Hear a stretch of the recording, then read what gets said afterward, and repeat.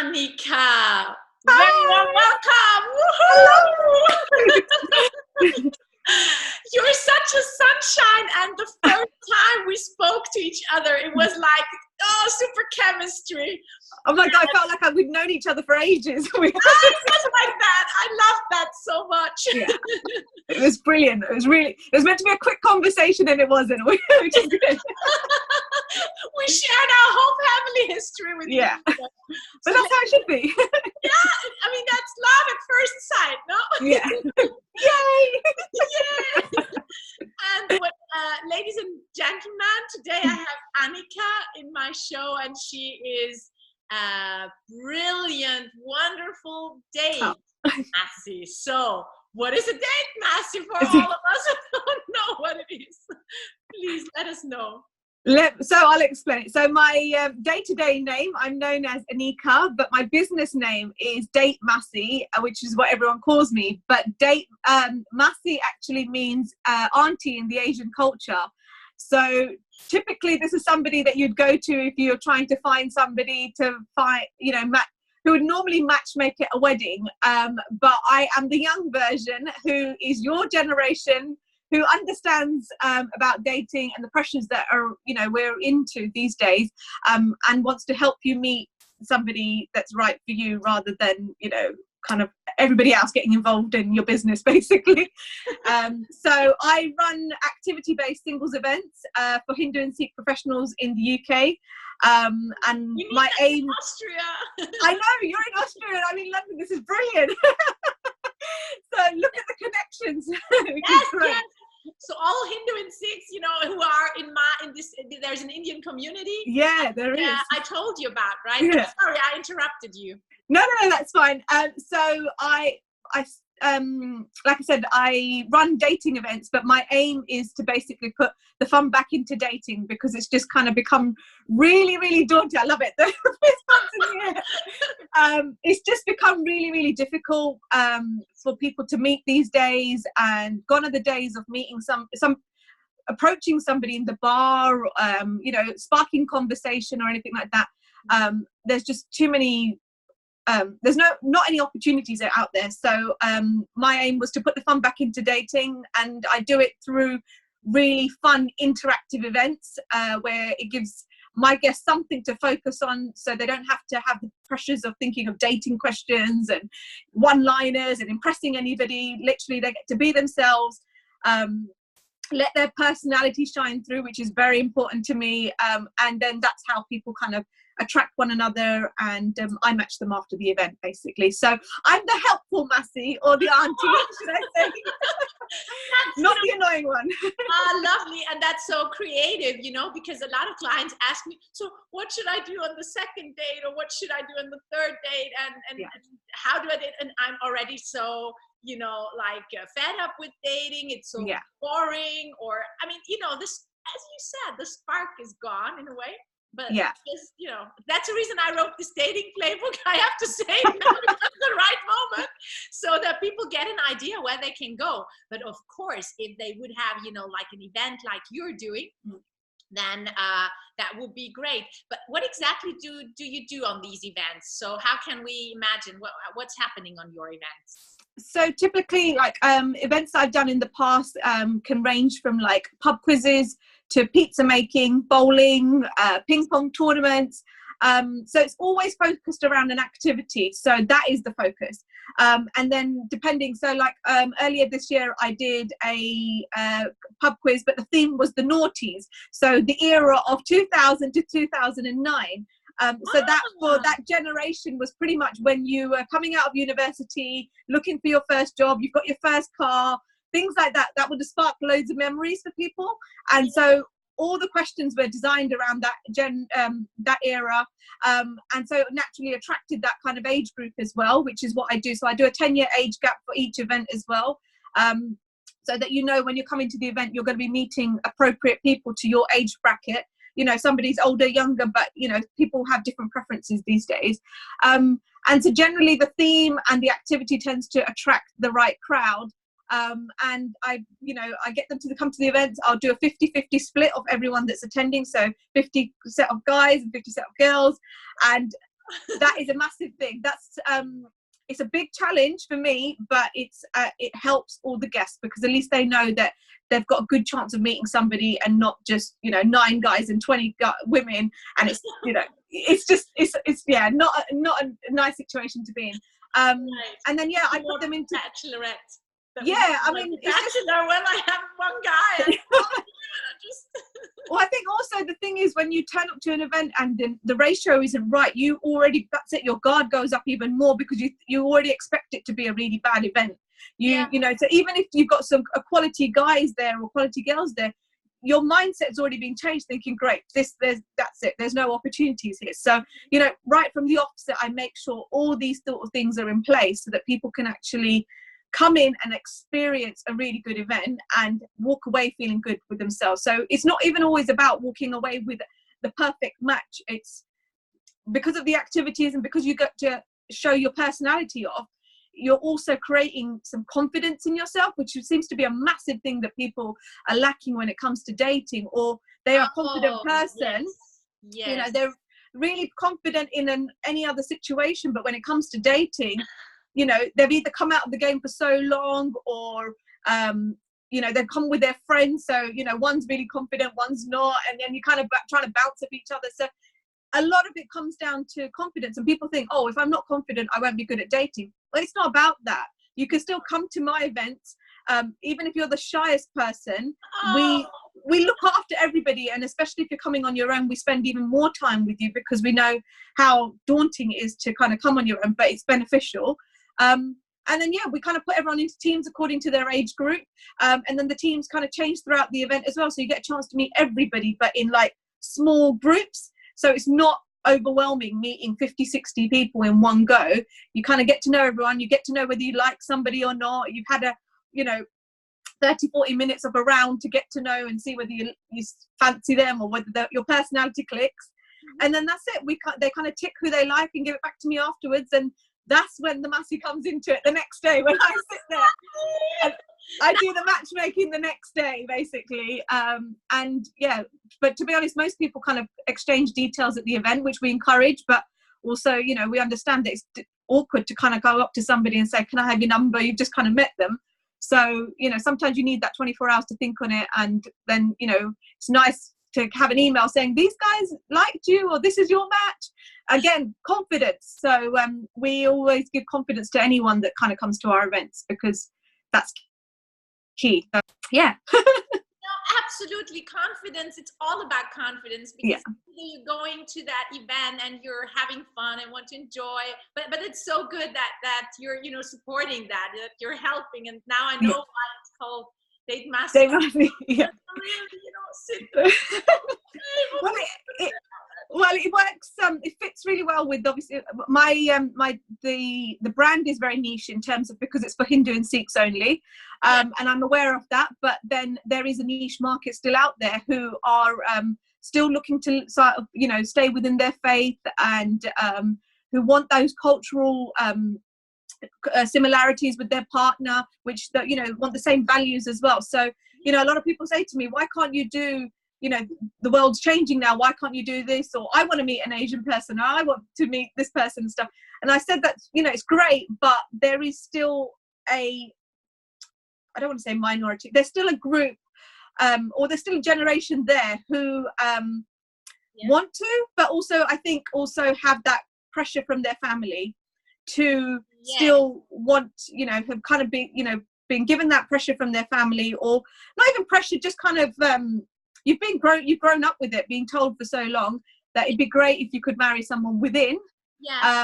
And so as our generation grow older, it's kind of embedded into us, so we kind of follow that path, and we don't want to disappoint our parents. So obviously I cater for that niche, but to be honest, now I think like interfaith relationships are on the rise, and there's nothing wrong with it. I actually commend it, because I think it actually broadens everyone's horizons, and and I think parents' generation now are kind of, you know, they are they're more accepting, put it that way, given, you know, there's so much around us now where, you know, so many examples that they're no longer the only person to have to say, oh, you know, my son's married out or things like that. Now it's like, oh yeah, actually, yes, you know, she's lovely and he's lovely, so you know. What the hell? So it's not Romeo and Juliet like anymore. It's not that strict anymore. And I got the feeling because the world got so global, and you know, even when you're staying in your country, you know, you get so much influence from other countries. Yeah. And and you start to be so open-minded. Yeah. You know, the more open-minded you are, the less you can be, you know, put in a box, you know, those strict rules. You need to change. But what would you say? Do you think faith plays a big role in the success of a relationship? I think sometimes it does, only because I think faith is fine. It's when I think children kind of come into the equation, and that's when you've got to decide how you want to raise them. But before you get to that, you know, it's nice to embrace another faith, and you know, another culture, you know, go on holiday to their family home and vice versa and things like that. So I think it's great. But the reason why I feel like there is a lot more interfaith relationships happening is because there isn't any more cultural events happening for our generation. So it's not our fault. You know, I grew up going to my community events, and that's how I would see people. You know, my parents would drag me along. I used to go kicking and screaming, but actually I was, you know, thankful for it now, because obviously I know all of these people. But that used to be the thing, you know, the annual event you go to, or your Christmas party or whatever, and that's how you used to interact. And slowly that's fizzled out just because of the way life and you know, things have happened these days. So it's no fault of our own. So the only way we can meet anyone nowadays is at work, and you're not always going to meet somebody of the same faith or culture in your workplace. So naturally that's where the relationships happen. You spend so much time with them, you fall in love, and then you have that decision: how strong am I to take this to my family? And that's when it all starts. And, you know, some people have had some really hard hurdles in the past. And it saddens me to see it, because I see some of these relationships and, you know, they've had to really battle with their parents, and, you know, which has kind of taken a backlog on their relationship. They could have got married a lot earlier. And now they're completely happy. They've probably got children as well. And you speak to them and they're like, actually, my parents are completely fine about it. And I'm like, why couldn't you just have that a couple of years ago and kind of got away with all the headache? But I get it. I think parents' generation, the reason they don't enforce it as such, I think it's just from a cultural aspect. They've taught us our culture and we've grown up with it. And I think they worry that if you marry out, those cultural values are going to be lost. And I think that's what our parents are holding on to, because, you know, even for us nowadays, we're like, well, do we really need to do that? Can we make the weddings shorter? Do they have to be 3 hours long? So we're already trying to change things. So, you know, why not the relationships as well? So. Yeah, right. Yeah. It's exactly as you're saying. And what I found also interesting, and we have talked about, is that you're getting, you know, everybody's influenced by the way he brought up or she is brought up. And when you put like your kids or how do you say, not really force them, but to say, okay, you just can marry this kind of person, or, you know, getting an image, or you can just be with that kind of person. So you're really making a small word for dating also. Yeah. So well, it does. It narrows your pool completely. Yeah, completely narrows your pool. And you know, like even nowadays, very, very rarely do you hear people recommending anyone, you know, for anyone as well, because they're too worried. It's like, I don't know what he's going to be like, and you know, I don't want to be, you know, if he turns out to be a psycho, I don't want that on my head and things like that. So you very rarely get people recommending anywhere. So, you know, it's becoming really, really hard to meet people. Yes. Oh, that's very interesting, because you're saying that's true. Yeah. Yeah. As you said, if you're recommending someone who turns out to be a psycho, it's really but you just don't want that responsibility on your head at all. Yeah, you just don't want that. And I think, like I said, you know, I know 10 years ago or so, you know, most people would happily recommend, but now because of like social media, and you know, people have got different sort of personalities. Yes. They might seem fine on the outside, but in a dating environment, they're completely different people. They could be quite possessive and things like that. So, you know, when you hear that after, you go, oh, your friend was really nice, but he kind of stalked me for a while. You're like, so people just stop recommending. And again, those, you know, these are all options that slowly, you know, deteriorating. And so it becomes really hard for people to actually connect with anyone, human connection these days. Yeah, for me, as you're saying, the most successful clients I have, and the most success I have are with people who are dating offline, who are meeting already. You know, just because it's all about also it's the chemistry, but it's also you know, the sense and the feelings that you're having for you have it. That security, gut feeling, you know, there's something wrong, or there's something wrong. So you cannot, you know, in the beginning. Online, it starts online, you develop a picture, but very often clients tell me, okay, then I go on this Tinder date where it's a picture, and then I sit there and the guy is completely different, or the girl just looks completely different. It is completely different. So that's always a bit of, okay, is my mind tricking me now, or am I crazy, or what's going on? Well, that's why I say, I mean, even with the events, I know that online is such a massive, you know, platform for people, and it's the easy, I say it's the easy option. To some degree it is, but it's the convenience. It's the convenience. It's there. It's in our hands. We're going to go for it. But I do find that, you know, with the events, it's to some degree why I find them more successful is only because it's the human interaction. You already know that person is committed because they've chosen to come to this event. So there's a level of seriousness. You know, they've paid for a ticket. You know, it's not a free event. So also the caliber of people that are going to be there, and just, you know, even from yourself, just the whole getting ready, getting dressed up, thinking about what's going to be attracted to the opposite sex. It's just getting you out of that, you know, getting your mind thinking about those sort of things.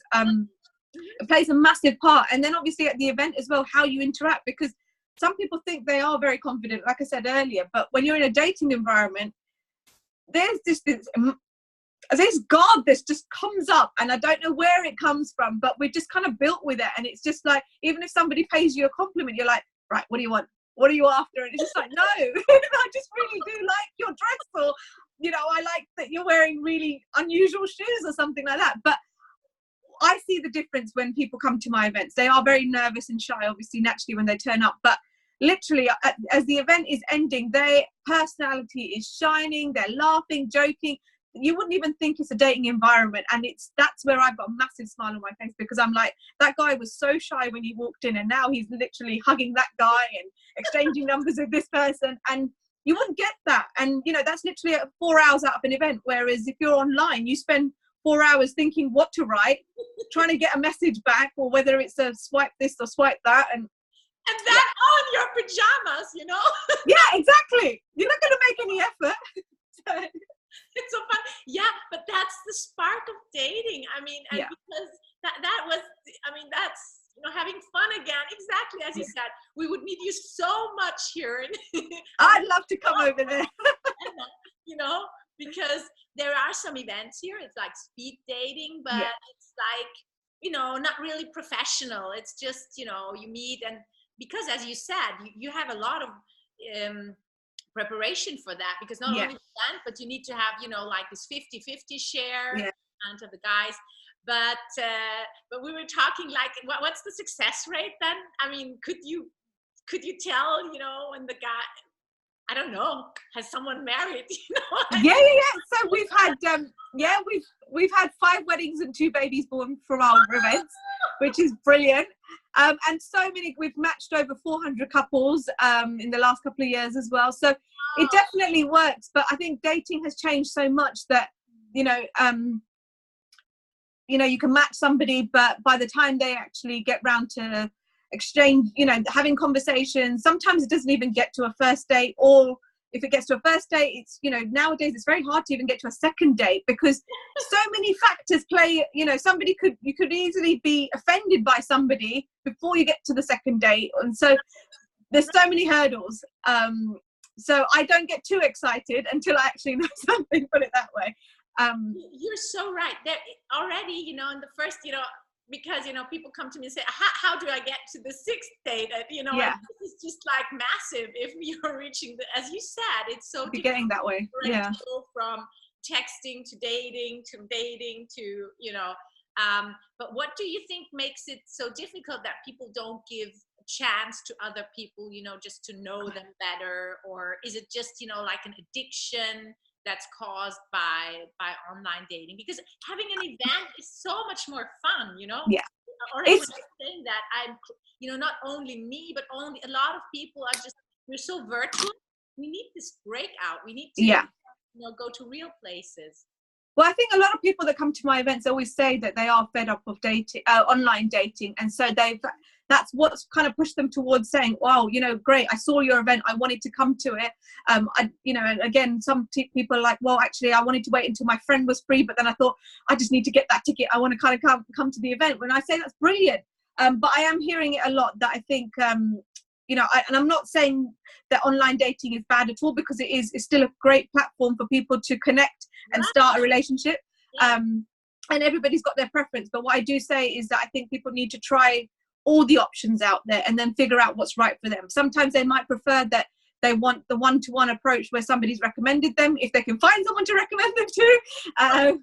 Sometimes they might find that the dating events are great for them, or they might find online because they're quite good, you know, with conveying themselves, or, you know, writing a great profile. That's the biggest hurdle, to be honest. But I think what I found is that whilst we're saying that dating is so hard, it is, but there's so many options now out there. And what it is that, you know, you could be talking to 6 different people at one time. So when you do go out on a date with somebody, you're never really giving your 100% to that person. Yes. So you could be having this date, you know, everything's going really well, but they say one wrong thing in your mind, and you've already compared them to somebody else that you're talking to online, or that you might have been introduced to 2 weeks ago through your auntie or something, or you met at a wedding. So you already start making these comparisons, and rather than just letting it be and accepting that person for who they are, you walk away from the date and you've already got other options lined up. So that's what I'm finding, that people are not willing to commit as soon as how we were, you know, 10 years ago, I would say. You know, 10 years ago, you'd go on a date, you'd date somebody for 3 months, then you'd make it exclusive, and then that's it. You would see that relationship through until it lasted, or if it ended, take a break, meet somebody else. Now you don't have that option. So a lot of people say, well, I don't want to just date somebody for 3 months and see what happens, and then I'm wasting time. I'd rather have some more numbers in my phone. Like an addiction, right? Like, yeah, it is. And it's that kind of self-gratification. You need to know that you're wanted and you're desired, and, you know, it stems from social media, in a way, but that's what it comes down to. You've just got to have that, like, I don't know. Yeah, it is addiction, really. Yeah. Annika, exactly as you said so good, because you need to have this feeling that you're, you know, appreciated and and wanted, you know, to be, as you said, like courted in a way. And if it's not happening, how can you develop, you know, being that person? And that's a thing. And would you say it's different for men and women? I think when it comes to dating, I've noticed different behaviors with the men. So especially when it comes to the if they like somebody, women are more selective. They will probably tick 3 people or something at the event. The guys will probably tick 6.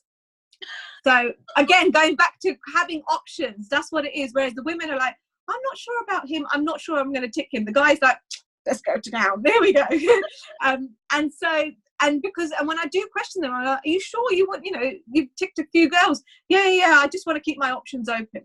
It's like, well, did you actually meet anyone of quality? Yeah, I really liked her. Well, I was like, well, stick to 3 then. But it's because it's been kind of brainwashed into people's minds now. Make sure you've got options. You don't ever want to have a dry spell. I hate that word, but it is. Crazy. No, it's so interesting, but it seems to be on every spot. I mean, it's like that in London. It's the same here, you know. Yeah. that's the thing through online also, because we're, it becomes similar in all places, like similar tendencies and developments. Yeah. So it's very to that. What because we were talking about the same faith. Yeah. Would you say that, because in London you'd have like more, like minority groups, you could say, because that's not the same for the, I would say it's in the German speaking countries, because so how, I mean, you said it's important for the parents that their children, get together with these, but what is the tendency now, would you say? I mean, because you're doing these events, is it for all faiths, or do you notice that it's for all faiths more or less the same? For example, for the Muslim community, for the Jewish community, for the Christian community, other tendencies? Yeah, I think there is. So, like I said, whilst my business is niche, there is a lot of people doing the same thing. So there's a lot of people doing, faith specific events or dating for that, because there is still there's still quite a big generation which do want to marry within. So especially with the Muslim faith, with the Jewish faith especially as well, and even with Christians, there is a lot of people that still want to stay within because their values are quite strong. They've been embedded in them, and there's nothing wrong with that at all, because this is something you've grown up with, and it's important to you. And I think also they're looking for the long term, that if we go on to have children, this is how I want them to be raised. And I think everybody all sets out with that same intention. It's just when you start the dating path, do you realize how difficult it is? Or sometimes it just has happened that you just don't find somebody of that same faith, but you actually click with somebody who isn't, and you've got to take that decision that, do I go with who I love and who I actually can see spending the rest of my life with, or do I go with somebody that pleases my parents and ticks all the boxes on their side, and then you're compromising. And that's where I see the sadness, that a lot of people have compromised because they've been too scared to take it to their parents. And when I see the cases, like I mentioned earlier, that 2-3 years down the line, when these couples are married, or even a year after they're married, everything is fine, and the parents are shouting about their daughter-in-law and son-in-law, and I think we need a lot more of that now. Yeah, but also I want to just to add is what I think is also awesome about, as you said, like people who have faith, who have standards of values. Now these days, that's very charming. And because even if you're from one faith, and for example you're dating someone from another faith, but who is more faithful than the usual, more strict with religion, it's so charming, because you notice these people have like their standards and the values. And I know that because when I'm chatting or when I'm when I'm having interviews, for example, I had one with a coach who is very Christian, so I really appreciate the view on relationships, and that they try to be like, because we have all these online possibilities, so they are making the best version out of it. So it's really charming, if also to say, if you're having like a strong faith these days, it's like that's what I want to say. But to come to an end, unfortunately, because I could ask you like we could talk, I think, forever. We could talk. Is when because you're doing your events in London.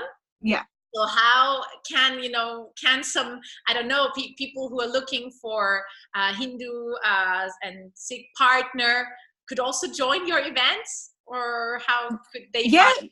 So the events are open to anyone that's in the UK at the moment. However, if there is somebody in Germany or Vienna or anywhere who wants to come over, and if they happen to be over here when the events are happening, they're welcome to join the events, and as obviously it's up to them then to tell if anybody at the event if they where they're from, and so that at least they know that it could be potentially a long distance relationship, but it is open to Hindu and Sikh professionals in the UK,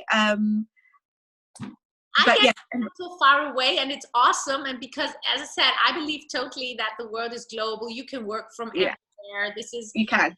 and especially when you have such a big community, it's also makes sense, you know, to make it in London and Yeah, go there also. I mean, if yeah. you're looking for someone who is, you know, is a fit. So yeah, ladies and gentlemen from Austria and the German countries and everybody who's listening, you could make the trip to London, and it was such a beautiful event. And Annika, where on Instagram do we find you, or on Facebook? Yeah, let's just Yeah. So on Facebook, you can find me as Date Masi, and on Instagram as well, you can find me at Date Masi as well there. So those are the two places, but my website is datemasi.com. So have a look on there. You can join the mailing list, and then I can keep you posted with what's happening, and if it works with your calendar, or you can make it work with your calendar to find love. I would be happy to have you there. So fly you into Austria, you know, for that would be awesome. We should think about it, honestly, because there's a niche here as well, and they need help as well, you know. I want to help everyone. That's the problem, but it's only one of me at the moment. So no, I just love talking to you. It's really such a pleasure. It's been so good. It's been good fun. Even before we had this conversation, it was great. Really I'm sure we will do something together for the event. I'm so sure. Yeah, definitely. Definitely. It was such a pleasure. Thank you for your time and sharing. Thank you for inviting me on. It's been good fun. And yeah, speak to you soon again, and have a wonderful evening, I guess. Yeah, you too. What time is it over there at the moment for you? 6 o'clock. In the evening? Yeah. Oh, okay. I think you're ahead of, 5 o'clock here. Was a pleasure. Thank you so much. Thank you. See you later. Bye. Bye, London. Just flip.